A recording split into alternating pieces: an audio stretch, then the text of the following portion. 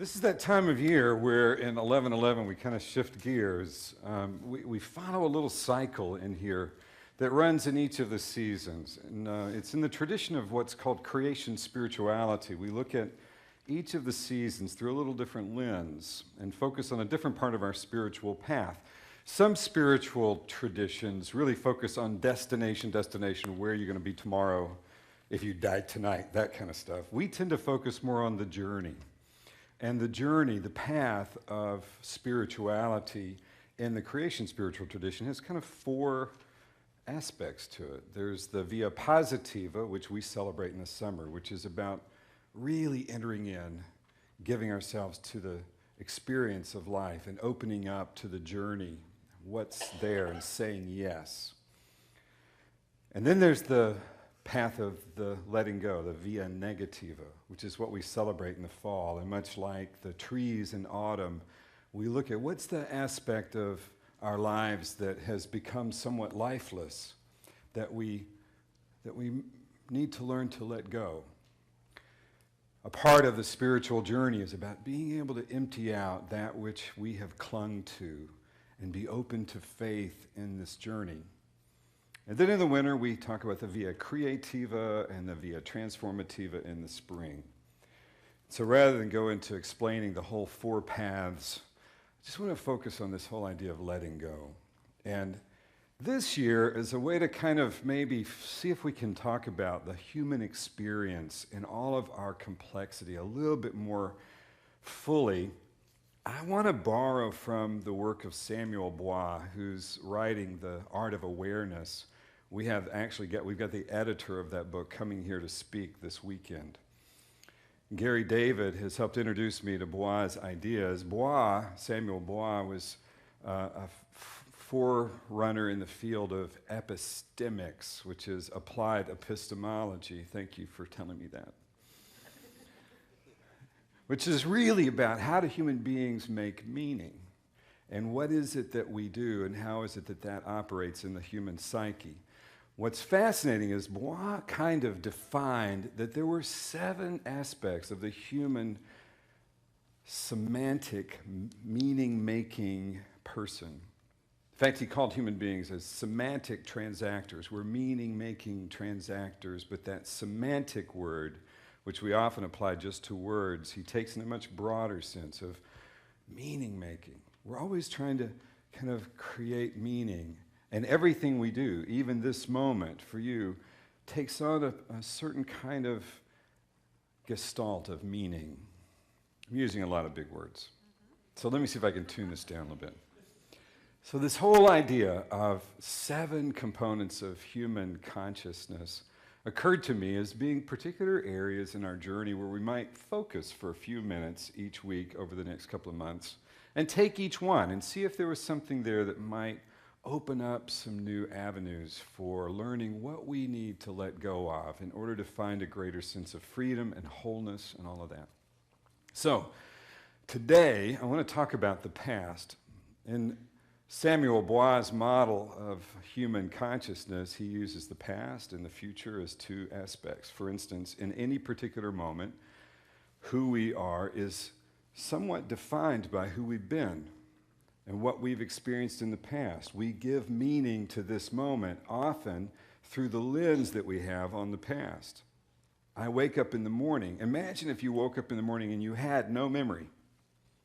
Like there are people who have this experience after having some brain injury or having dated Brad or Tom or, So.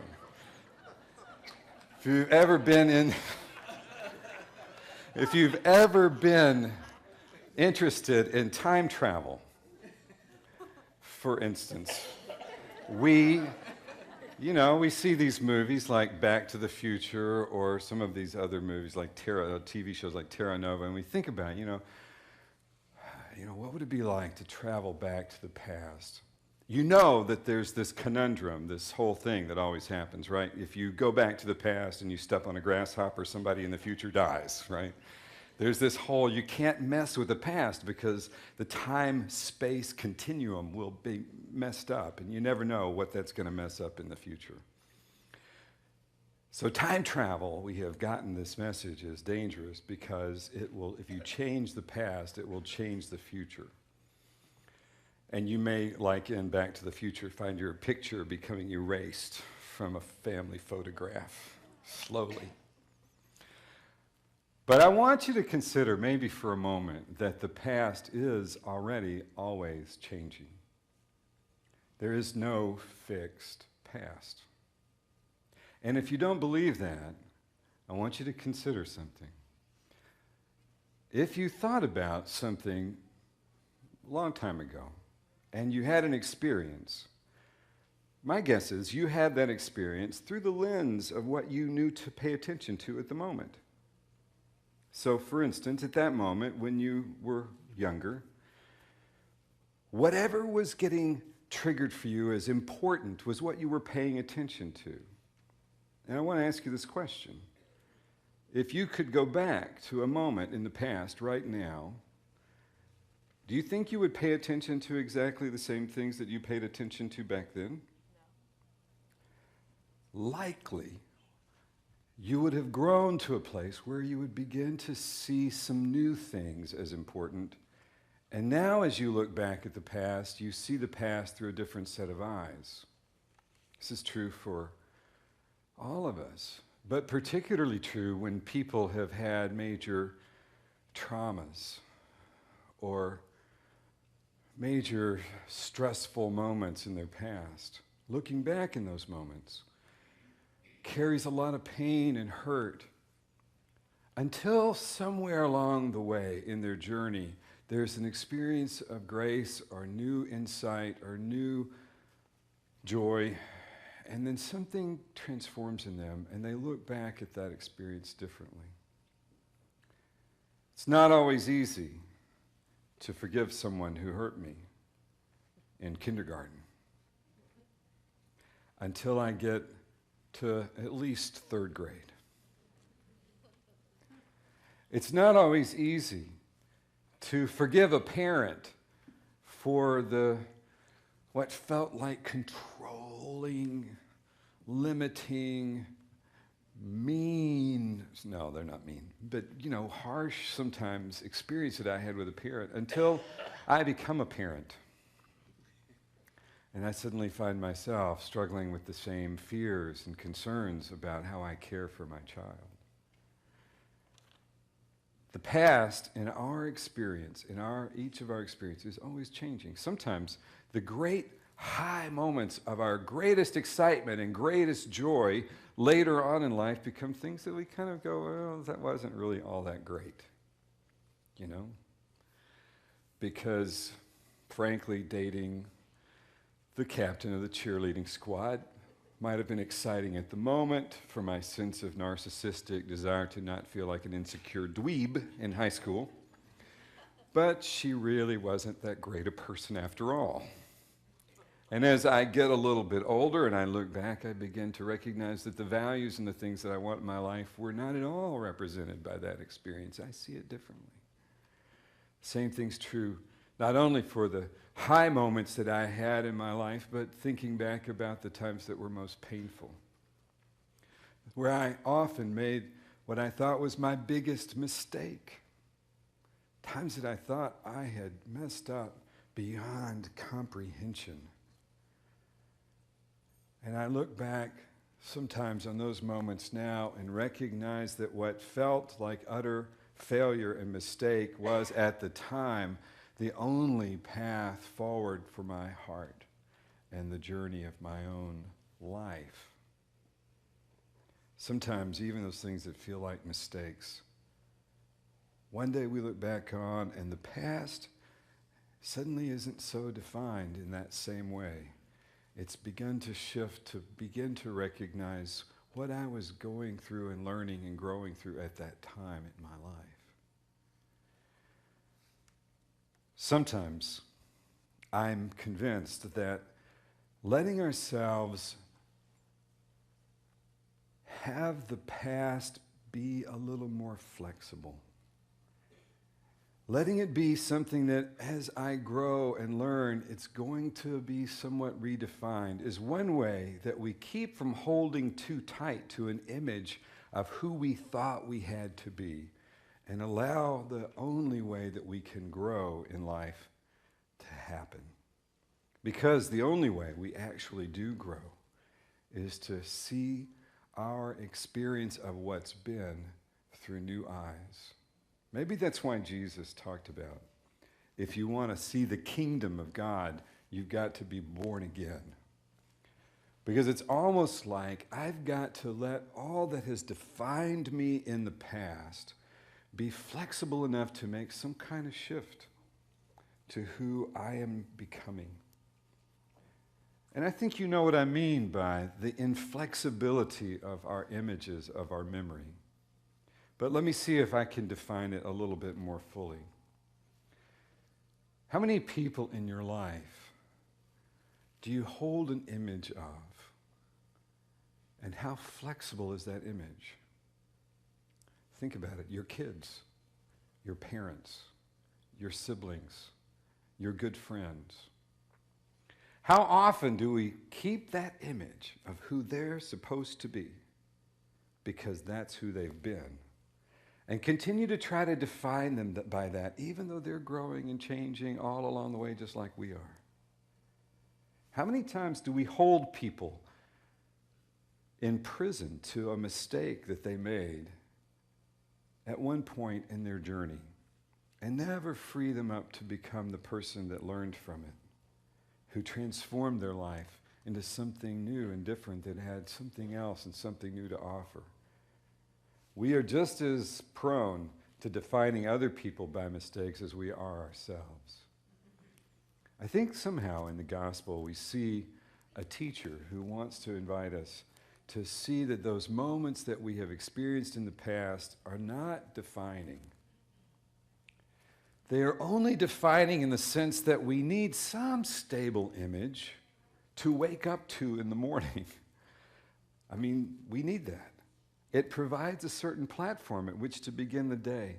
But when you turn those images into a rigid system of definitions that do not allow for change to happen, you rob life of grace and creativity and freedom and the opportunity for any kind of real growth. This weekend, as we do this workshop with Gary David, and he explores some of these ideas in a lot more depth than I can do this morning, he'll be talking about how one of the big issues that we have in growing is that any learning, any transformation of our own consciousness involves having these images that we carry be questioned. And to question these images that we carry is to trigger a certain humiliation, a certain kind of embarrassment. And how we deal with that, how we manage those moments where our image becomes either in question or in collision with another person's set of images, will define how well we learn and how much we grow. No growth happens without that kind of collision and that kind of questioning. Imagine an athlete. This is the time of year to talk about athletes. Imagine an athlete who can never question the image that that athlete has in their head. Basketball, football, whatever. Let's say football player. And every time this image of this, let's say high school football player, every time their image of themselves, which is usually not of a high school football player. I mean, most high school football players I know have an image of playing in the NFL. I'm going to be a pro quarterback. I've got that image in my head. And let's just suggest that every now and then someone shows them that they are not quite playing at that level, that they've missed a route, or they overthrew a pass, or something that they did contributed to the failure of the team at that moment. Questioning that image and being open to accepting those moments where life is not reflected in the moment in the same way I would wish it was in my images. That's a humiliating feeling. What do you do with those moments? When the people in your life or your own life don't live up to the image that you had, or they just go different. How we manage the feelings that we have at that moment will define whether we continue to grow or not. And that football player, without getting real feedback and being able to have that moment of having his image questioned and dealing with where his own skill and capacity for the sport is at the moment, and not having that, not having any desire to actually get better and practice and become that person that he wants to be. We'll find that the images that are being carried will die sudden and hard deaths, almost like Tom singing yesterday. Suddenly, I'm not half the man I used to be. There's a shadow hanging over me. And like the song, may become romantically entangled with the past, wishing to just kind of hold on to that image that he had of his glory days, which were basically when his image of himself went unquestioned, and he could feel like he was everything he believed he could be. It's an illusion. And growth is not for illusion. Life is meant for this learning journey that we are continually on, this journey of learning and extending who we are into the world and experiencing the feedback that happens when we do. What makes that opportunity for growth is when the past becomes more pliable, when I begin to recognize that those images I have don't define me in any rigid kind of way, but they will change continually as I grow and question.